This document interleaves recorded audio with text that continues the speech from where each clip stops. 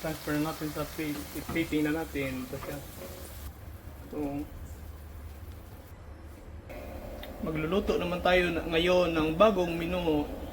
Lutuin natin is mushroom chicken stir fry. Ito siya yung chicken breast, garlic, oyster sauce, at saka chicken stock. Ito mushroom, capsicum, at saka spring onion. Pero kinat ko ng pahaba.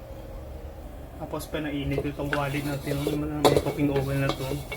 Instead na garlic at saka a bit of chili, ilagay natin ang chicken breast para hindi masunog.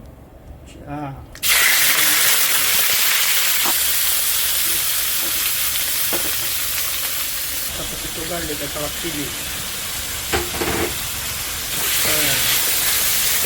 Patuloy na natin ito mga 8 minutes dahil chicken breast ito yung madali ito malusok. Lagyan natin ang black pepper. Tapos pinch of sugar.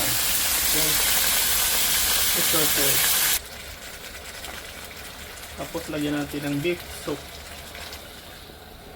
Kung saan nalagyan ko na ng beef stock. Lagyan natin ng konting dark soy sauce para magandang kulay. Kahit ito na lang pwede mo na makain. Pero ilagay natin to. Ito siya ilagay natin. Puno ilagay natin ang mushroom. Tapos stir.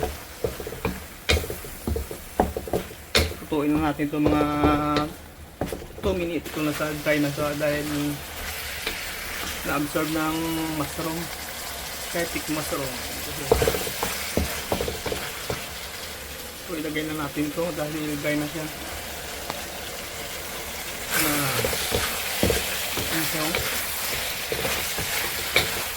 Ang sarap. Sarap na yung ano nyo, tricolor.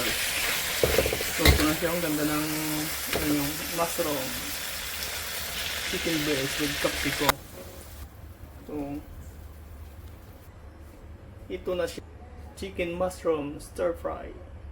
Ito ang ganda, ang sarap kainin.